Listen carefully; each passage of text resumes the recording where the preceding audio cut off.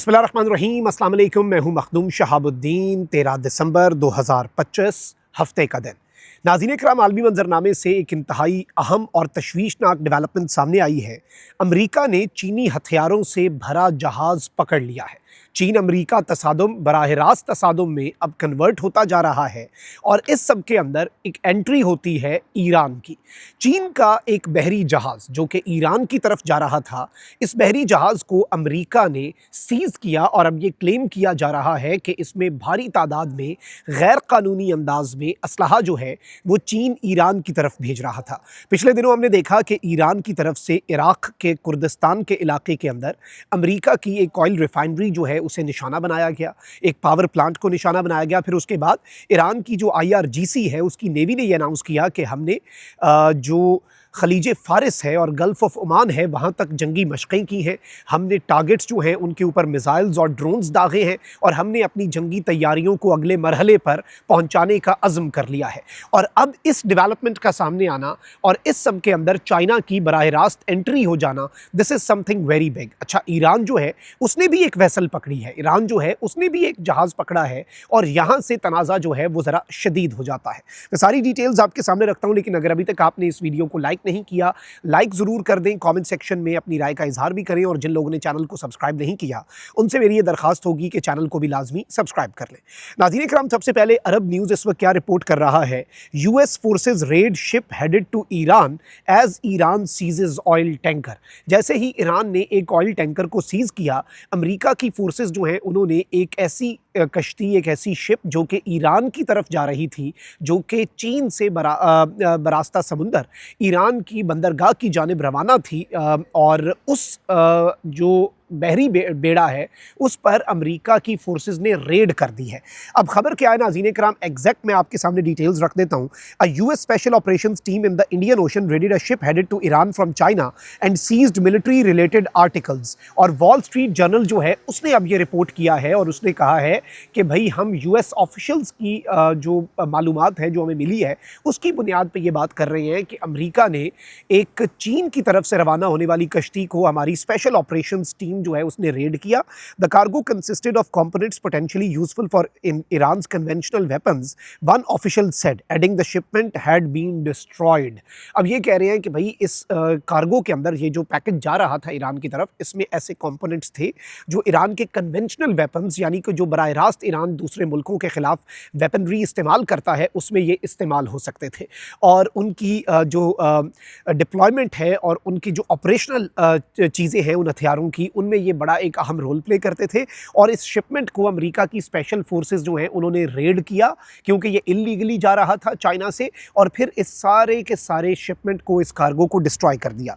US forces boarded the ship several hundred miles off the coast of Sri Lanka according to Wall Street Journal which added the vessel was later allowed to proceed. ये कहते हैं कि भाई श्रीलंका के करीब तकरीबन several hundred miles जो है वहाँ से अमेरिका की फोर्सेस जो है वो इस कश्ती के ऊपर चढ़ गई। उन्होंने यहाँ पर जो डेंजरस कंपोनेंट्स हैं उन्हें तबाह किए और उसके बाद इन्होंने इस कश्ती को कहा ठीक है आपने जिधर जाना है वो जाएं। अब इस डेवलपमेंट को हम आगे जाकर, और ईरान के जो सोर्सेज हैं वो इस पर क्या कह रहे हैं और चीन का इसके ऊपर क्या मौक़िफ़ हो सकता है, उस पर आने से पहले इसी खबर के अंदर ये बताया गया है कि ईरान जो है उसने गल्फ़ ऑफ ओमान जो है उसने बेसिकली एक ये रिपोर्ट किया है, ईरान ने गल्फ़ ऑफ ओमान के अंदर खलीज ओमान में ईरान ने एक ऑयल टैंकर को सीज़ किया है। और इसमें बताया ये जा रहा है कि ये जुम्ना और हफ्ते की जो दरमियानी शब है ये किया गया है और ईरान का मीडिया खुद रिपोर्ट कर रहा है। और 18 क्रू मेंबर्स जिनमें इंडिया, श्रीलंका और बांग्लादेश के लोग हैं वो भी ऑन बोर्ड थे। An oil tanker carrying 6 million litres of contraband diesel fuel has been boarded off the coast of the sea of Oman. और फारस न्यूज़ एजेंसी जो है नाज़रीन इकराम उसने अपने जो हरमज़गान सूबा है उसके ऑफिशियल्स को कोट करते हुए ये डेवलपमेंट बताई। फिर उन्होंने कहा कि हमने इस वेसल को इसलिए पकड़ा क्योंकि इस वेसल ने अपने तमाम नेविगेशन सिस्टम्स को बंद किया हुआ था। इस वेसल ने अपने नेविगेशन सिस्टम को डिसेबल किया हुआ था ताकि इसे डिटेक्ट ना किया जा सके, और यहाँ से हमें समझ लगती है कि ये मुतनाज़ा चीज़ थी। अब ये जो सूरत हाल है नाज़रीन इकराम, इसमें भी एक इम्पॉर्टेंट मैसेज है कि ईरान इस वक्त ना सिर्फ अलर्ट है बल्कि इस तरह के एक्शंस जो हैं समुंदर के अंदर, और ईरान की नेवी जो है वो पोटेंशली इस वक्त एक बहुत बड़ी तैयारी कर रही है। अच्छा, चीन के हवाले से पहले भी कहा जाता है कि ईरान जो है उसके मिसाइल्स को, रशिया तो बराह रास्त ईरान को सपोर्ट करता है लेकिन चाइना जो है वो ज़रा अंडर द टेबल सपोर्ट करता है। इससे पहले जब ईरान और इजराइल की जंग हुई, उस जंग के अंदर ये देखा गया कि चीन की एक एयर लाइन है जो कि यूजुअली सिविलियन पैसेंजर एयरक्राफ्ट लेकर चलती है, लेकिन अमेरिका ने उस पर पाबंदी लगाई हुई है। अमेरिका का उस एयरलाइन पर यह इल्ज़ाम है कि ये एयरलाइन सिविलियन एयरक्राफ्ट के रूप में जो असलहा है गैर कानूनी तौर पर मुल्कों को प्रोवाइड करने के लिए चीन इस्तेमाल करता है। उन दिनों में फिर जब फ्लाइट का ट्रैक देखा गया, जब ईरान की एयर स्पेस बंद थी, कि ये बीजिंग से और शंघाई से, चाइना के जो शहर हैं वहाँ से इस एयरलाइन के जहाज़ों ने परवाज़ भरी और ईरान के अंदर जब ये एंटर हुए तो उसके बाद इन्होंने अपना जो फ्लाइट रेडार का सिस्टम है वो भी बंद कर दिया कि ये ट्रैक ना किए जा सके। और इसका क्या मतलब था, उस वक्त यही बताया गया कि भाई चीन जो है वो इस जंग के लिए ईरान को हथियार प्रोवाइड कर रहा है। और रीसेंट टाइम्स के अंदर भी इस हालिया जंग के बाद ईरान के जो डिफेंस मिनिस्टर हैं और दीगर जो लीडरशिप है वो चाइना गए और उन्होंने चाइना से मिसाइल्स और दीगर चीज़ें जो हैं वो भी मांगी हैं अपनी एयरफोर्स को बेहतर करने के लिए भी, क्योंकि चाइना इस वक्त टेक्नोलॉजी को लीड कर रहा है, वेस्टर्न टेक्नोलॉजी को मात दे चुका है। मई 2025 का टाकरा आपके सामने है।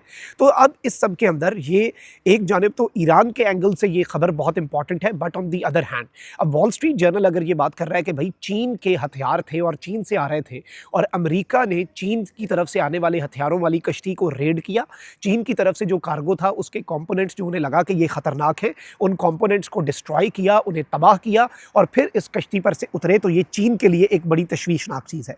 अच्छा, अब इस सब के अंदर टेलीग्राफ जो है वो भी यही रिपोर्ट कर रहा है कि US special operations intercepted Chinese military shipment heading to Iran.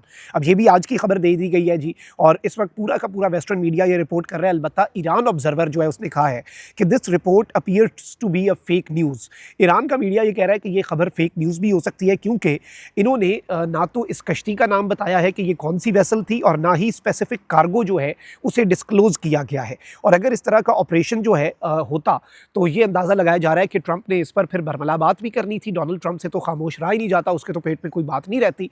तो इस सब के अंदर वो ये बात कर रहे हैं। बट ऑब्वियसली इस तरह के जो ऑपरेशंस होते हैं इन्हें यूजुअली ये किया जाता है कि अनाउंस जो है वो अमेरिका की तरफ से अगर नहीं किया गया तो ये एक बहुत बड़ा चैलेंज होगा फॉर चाइना एंड ईरान। अगर इस तरह की कोई शिपमेंट जा रही थी तो फिर ये चैलेंज ये होगा कि भाई वो अगर तस्लीम करते हैं तो फिर सवाल होगा कि आप ऑफिशियली ये चीज़ें क्यों नहीं पहुंचा रहे थे और इस तरह से अंडर द टेबल क्यों पहुंचा रहे थे। इसमें फिर यूएन में और दीगर प्लेटफॉर्म्स के ऊपर प्रॉब्लम्स हो सकती हैं। लेकिन एक चीज़ बड़ी क्लियर है, अमेरिका वेनेजुएला की एक उन्होंने ऑयल टैंकर उधर जाने वाला पकड़ लिया और वेनेजुएला में चाइना और रशिया के इंटरेस्ट हैं। फिर इसके साथ ही साथ चाइना ताइवान इशू के अंदर भी वेस्ट शामिल हो जाता है। रशिया यूक्रेन में तो पूरा यूरोप और नेटो वैसे ही उतरा हुआ है। तो इस वक्त एक खिचड़ी सी तो पकी हुई है और इस खिचड़ी के अंदर अब ईरान वाला जो एलिमेंट है, और आप ये देख लें कि ईरान जो है उसने इराकी कुर्दिस्तान के अंदर जो कार्रवाई की, फिर उसके बाद जो रीसेंट जंगी मशक़ें की हैं समुंदर के अंदर, ईरान की जो नेवी है उसने, ये आई थिंक एक बड़ी डेवलपमेंट भी है। और ये इस तरफ भी एक इशारा हो सकता है कि ईरान इस वक्त एंटिसिपेट कर रहा है कि उसके खिलाफ एक और ऑपरेशन हो सकता है और वो उसकी तैयारी कर रहा है। और उससे पहले चाइना की तरफ से हथियारों का पहुंचना ये वेस्ट के लिए भी बड़ा अलार्मिंग होगा कि अगर चाइना ईरान को इक्विप कर देता है तो फिर वेस्टर्न हथियारों का एक तोड़ जो है वो ईरान के पास आ जाएगा। कॉमेंट सेक्शन में राय का इज़हार ज़रूर करें। अपना बहुत ख्याल रखें। अल्लाह निगहबान। पाकिस्तान जिंदाबाद।